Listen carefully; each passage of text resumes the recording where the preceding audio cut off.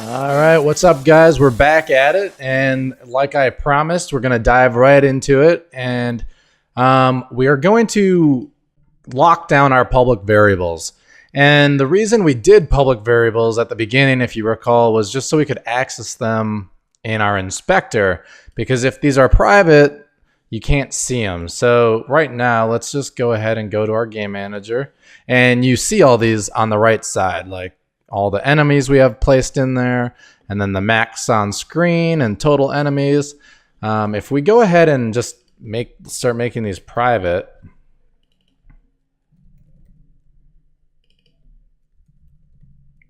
and you should do this, these should all be private. I'll show you how we'll deal with them.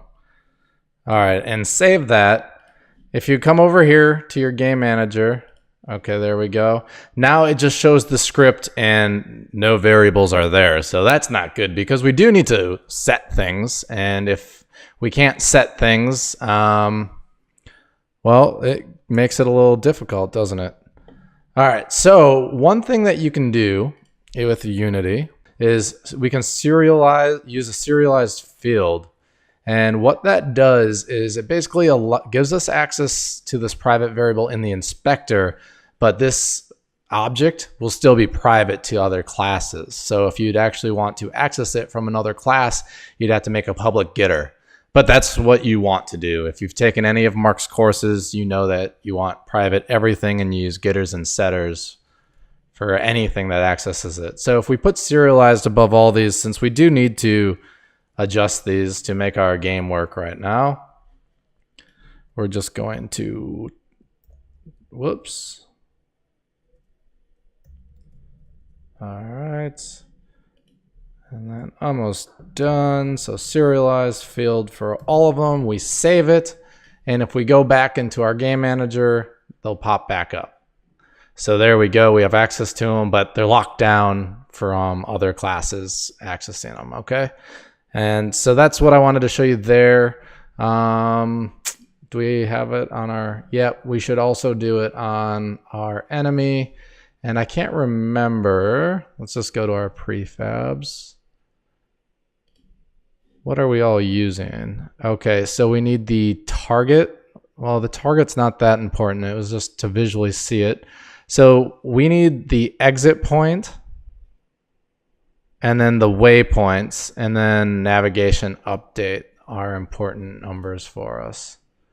So navigation update is going to be private, but we'll serialize field it. Okay. And then the waypoints also will be serialized and private. And then the exit point. Yes, we also need to be able to drag the exit object into that position. All right. And then the target can be private. We don't need to access it outside of this class because the enemy, I'm just cutting it and pasting it down by our other private fields that aren't serialized field. Okay. And space in between those two. I like to keep everything separated, like the serialized field variables, private, and then public. So that locks everything down in our enemy class. And those are our only scripts at the moment. Let's just make sure. Yep. And our singleton's already private. We just did that. All right. So we're ready to start doing some fun stuff. Let's look at our sprites. Okay, so remember that GUI folder that I said we're going to ignore right now? Well, we ignored when we originally imported assets. We're going to want to drag that into our sprite folder now. So let's go and find that in our asset folder, sprites and GUI. So grab this folder and then drag it right into your sprite folder. And that'll import, it'll turn all the PNGs into sprites for us. It's nice that Unity does that for us.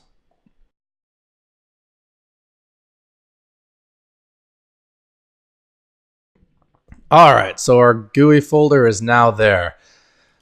So we're going to learn about sprite sheets. They're pretty cool. Instead of having a ton of individual sprites for things that you use in your window and everything, you can actually just have a whole sheet of them. And let's see, and we're interested in elements, okay? So if you click on elements, and this is important, the sprite mode has to be set to multiple. If it's not multiple, it won't let us do this. So then once it's multiple, you can go ahead and hit the sprite editor, hit apply, so our settings apply, the multiple settings. All right, so this is a whole sheet of sprites that we want. And the ones we're interested in are down here at the bottom, and these are our towers that we're going to be building, okay? And let's see what other ones. I think we're going to be interested in a couple other ones on this sheet. I just can't remember off the top of my head. You know, we'll worry about it when we get there. All right. So basically, to pull these off of this sprite sheet, you just click and drag around one of them and see that blue box, how it appeared. And then down here, this appeared here. So we can name this. We can actually call this whatever we want. We're going to call this our rock tower. So rock tower. And the reason that we're calling it our rock tower is a rock is one of our projectiles, okay? All right, so once it's named, go ahead and just click this trim in the upper left corner. And what it does is it pulls in this box closer to it, okay? And then if you hit apply over here on the right, we now have a sprite called rock tower. And so now we can do the same thing to the castle tower. All right, and that's exactly what we're going to call it. Castle tower. And then go ahead and hit trim here, and that pulls it in, and hit apply. And same thing to our night post. All right, but we'll call it night tower just to keep everything the same. You guys can call these anything you want. This is what I'm calling them, night tower. And basically the rock tower is going to be the weakest. And then the next one is going to be our archer tower, the castle tower. And then the night tower will be our fireball tower. So you could call it fireball tower. You can do whatever you want, guys. It's your game. All right, so before we hit apply, go ahead and hit trim so it pulls in that frame, and then hit apply. And now we have 3 individual sprites created off of this sprite sheet. And we can just close out of this box. So if you come here to the GUI elements, and if you expand this right here, you'll see that we have 3 sprites. Pretty cool, right? Okay, so what we're going to do now is we want these 3 buttons like you've seen in the first video in our intro. The 3 buttons are going to be in the lower right corner, right? So what we need to do is in our hierarchy, click create, go to UI, and just create a button. And it's thinking. All right, so it created a bunch of things for us. When you create your first UI, it creates a canvas, and then it also put our button here, okay? And then it also creates an event system.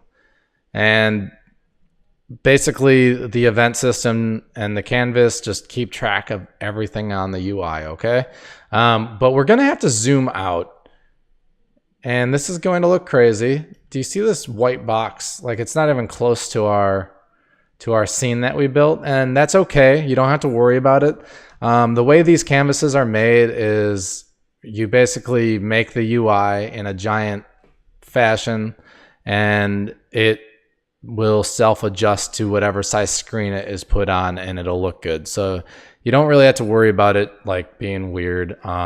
If we take this button that we created and select it, and if we drag it on, you'll see it drag on in the lower in our game scene. It dragged onto the screen, see? And it's not even close to our scene in our scene editor. So like, but that's what we want. This is okay. It's cool. All right, so What we're going to do first, we need a couple things. We need 3 buttons, and then we also, we want them all aligned nicely. So let's right click our canvas and let's add one more item, and go ahead and just add an image. And then over by the image, we're just gonna delete the component. We don't actually need that. Okay, and we actually aren't going to use an image for this. I just wanted the small frame. So go ahead in the component area here, hit the little gear and hit remove component, and now we'll just have a clear frame. And it's all good, guys. And let's adjust it. So go ahead and click on this box here and make it a little bigger. Okay, that's fine for now. And then take our button and drag it into the image. Okay. All right, and let's call our image tower panel. Okay. And one thing we are going to want our tower panel to have is a grid layout group. So click on add component, and if you just start typing grid, we want grid layout group. That's perfect. And see how our button kind of snapped into place now? That's really cool. And let's see, we need, I'm gonna just make this a little bigger. We need 3 buttons, okay? So go ahead and you can hit Control D or Command D, or right click and hit duplicate, and go ahead and put 3 buttons there. And what's nice about the little grid system that the grid layout that we added to this panel, it automatically takes care of the spacing here. So see, it's just locked to the upper left corner, which is fine. We don't, and then, yeah, if you do that, it just automatically takes care of all the spacing for us. It's nice. So if we go ahead, let's just drag this down to the lower corner. All right, so those are our 3 buttons. And over here, you can change spacing if you need to. All right, so for start corner, let's do upper right. Start axis, we want it horizontal. We don't want these vertical. Child alignment, we can do lower left. There we go, and it just shifts it down in the box. So if the box is bigger, it keeps it towards the bottom, which we want our buttons on the bottom. All right, now we don't want the constraints flexible. We want a fixed column count. We only want 3 buttons, okay? So change that 2 to a 3, and now it will always keep 3 to a column, which is perfect. We're not changing anything. All right, and then we can change a lot. You can hit the expand arrow next to padding, and let's just see, now that we have 3 fixed, it doesn't bounce to another line, which is kind of cool. Let's see, on the right side, we can give it some padding. And then on the bottom, let's give it some padding. And now it's kind of centered better in that box. All right. And then let's click on this in the rect transform. Go ahead and click on that, and let's have it pinned to the lower right corner. And that just changes the anchor over here. I think that's all we want to do here. And now we have our buttons. So this one is going to be, first of all, let's expand all these, and let's delete the text. We don't want text on our buttons. So go ahead and delete text on all of them. That's done. And this button is going to be called our night button, and we'll just do BTN for short. All right, and this is going to be our castle button, and this is going to be our rock button. All right, and now we can go ahead and find our sprites. And so see the source image. Yeah, okay, so our source image, we want to drag our rock tower to it. And now you'll see that button pop up. Select the castle button and drag the castle to the sprite. All right. And then the knight, drag the knight to the sprite. And this is just under image in the inspector when you have the buttons selected. And then our GUI under our sprites is over here. And remember, we separated them from the sprite sheet. Okay. So now we have 3 buttons. I think we need to space these buttons out a little bit, and that should be a setting. And let's see, where is that setting? Spacing. There we go, spacing. Let's try 10. I think that looks pretty good. Obviously, we got to drag our box a little bigger. All right. There we go. Pretty cool. Okay, so we have our buttons. We should probably make prefabs out of these guys. We'll do that once we get a script attached. So we'll hold off for a second. Okay, so it's real easy. Let's just write our scripts that are going to be attached to these buttons. All right, so go into our script. Let's go ahead and create a new folder, and let's call this tower. We're gonna put everything that has to do with the tower inside, and then right-click that folder and hit Create New C# script, and we're gonna call this script tower button. All right, and then go ahead and double-click to open it. And this is easy. Go ahead and delete system collections. We don't need it, and we don't need starter update. Basically, all we need in this button right now is a game object. Basically, we'll make it serialized.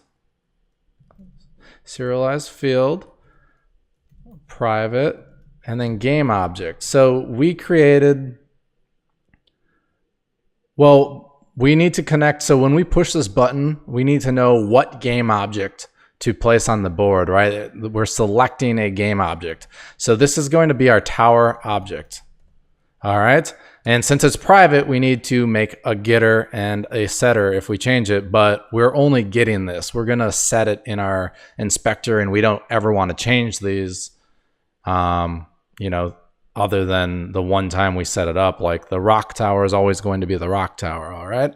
So go ahead and make a public game object and call this tower object with a capital T. The private one is lowercase. They can't be the same, remember. And just opening and closing curly brackets, and then do a get, opening and closing curly brackets, and say return tower object with a lowercase t. So we're returning the private object. And that's all we want our tower button to do. Basically, when it's pushed, it is going to get whatever button we have set here, or whatever tower object, and it's going to return it to us. So we'll be able to get it. All right. So that's that. And let's see. I don't think we've created any. All right. Cool. So if we highlight all of our buttons, and let's go ahead and add component and close out anything if you have a search field. Go to scripts, not new scripts, just scripts, and click on tower button. All right, so now you'll see that all of these have a script attached to them, and they're looking for a tower object, but we don't have a tower object, do we? So we need to create our tower prefabs, okay? All right, so in our prefabs, let's go ahead and create a new folder. So right-click prefabs, new folder, and call this towers. And while we're at it, let's make another one and call it enemies.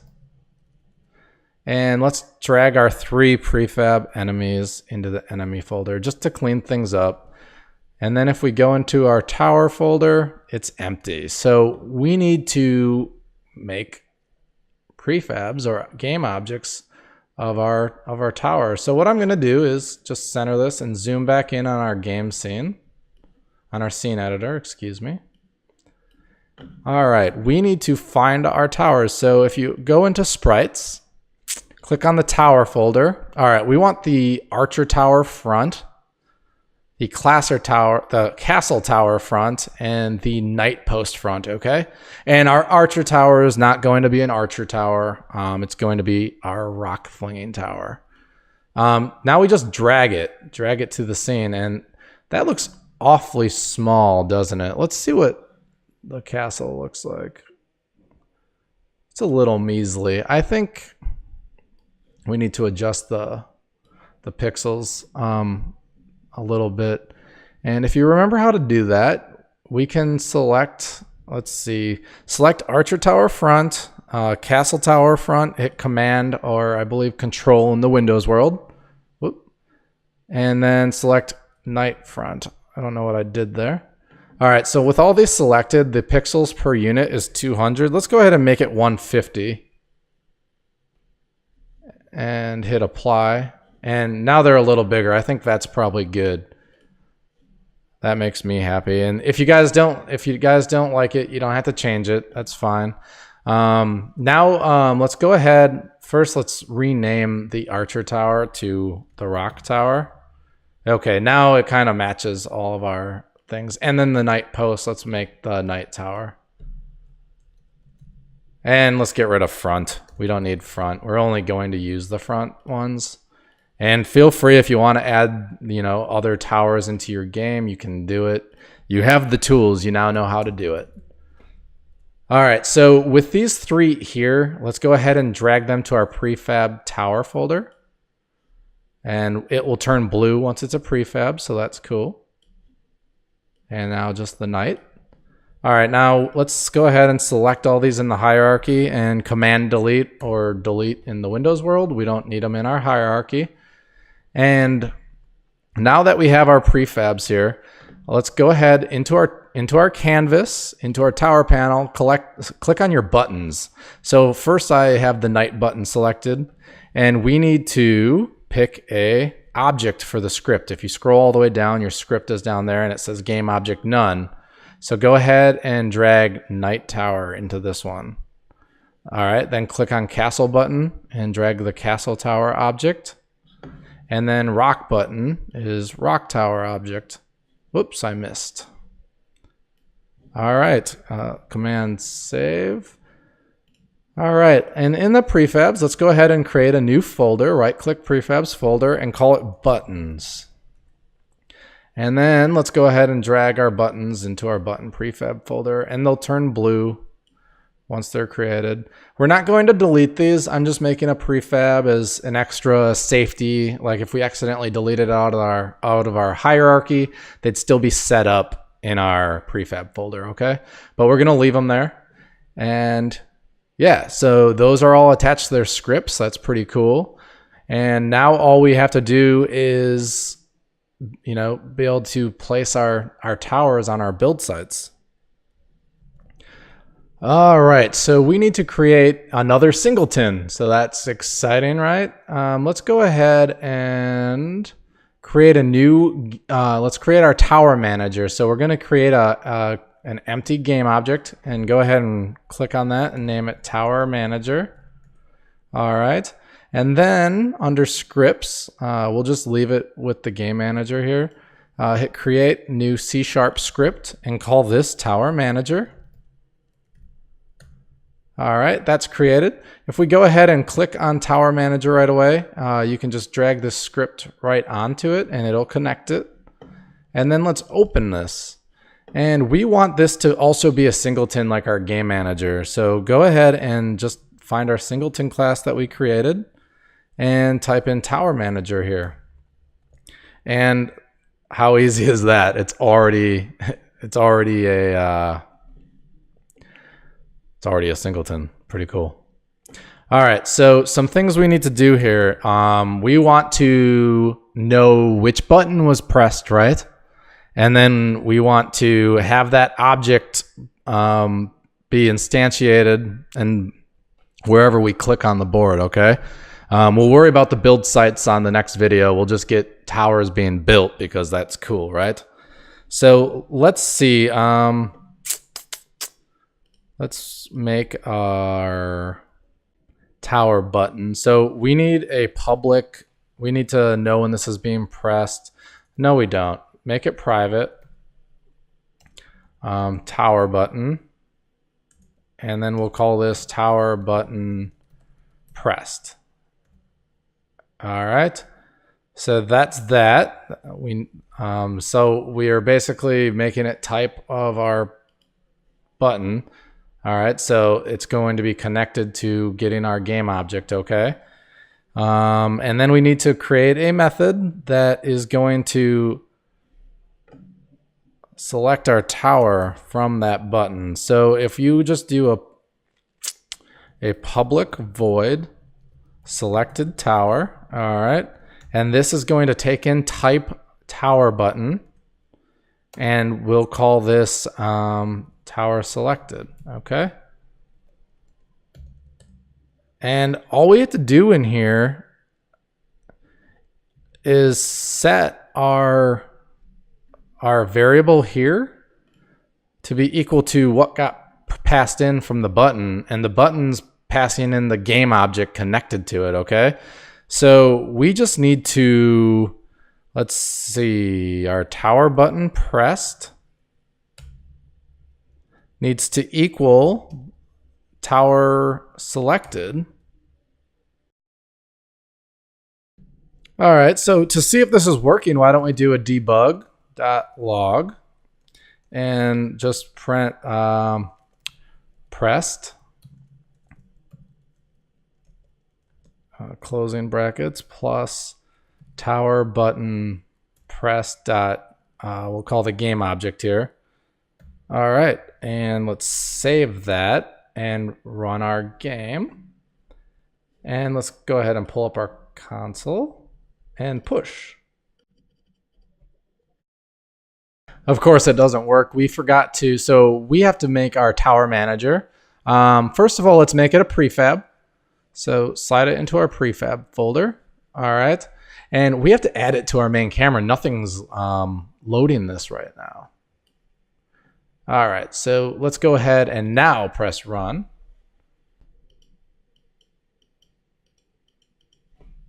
Guys, I'm too excited to get this working. I'm a dork. All right, I forgot to set up our buttons all the way.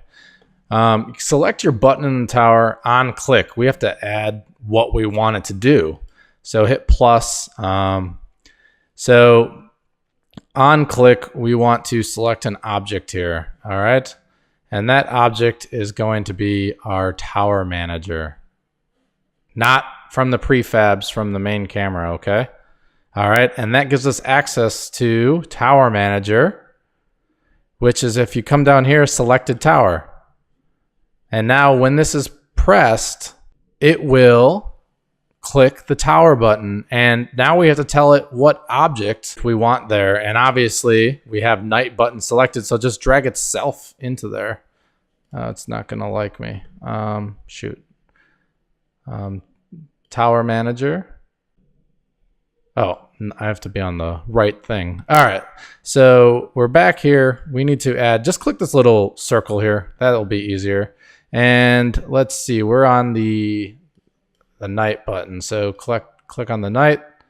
All right, so that one's done. So now do our castle, add, same thing, drag our tower manager there, and then select tower manager, and then select tower function, and then drag the castle button onto itself. There we go. That time it liked it. And let's go ahead and also hit apply on these so they take over the prefab. All right, now let's do the rock button. Add the on click. Okay, so the object is going to be the tower manager. And then the function used is in tower manager, selected tower, and then drag the rock button. And then hit apply so the prefab gets set. All right, now we're ready to press run and see our buttons work. So there we go. I pressed the rock button, cool. Pressed castle button, pressed, cool. And night button pressed, that's pretty sweet. All right, so we got our buttons, laid out and working now. They are printing to the screen. In our next video, we're going to go ahead and get our mouse. Basically, we're going to use a 2D raycast clicks to know exactly where our mouse is, and where we click will build the tower. It's really cool, and I will see you guys shortly.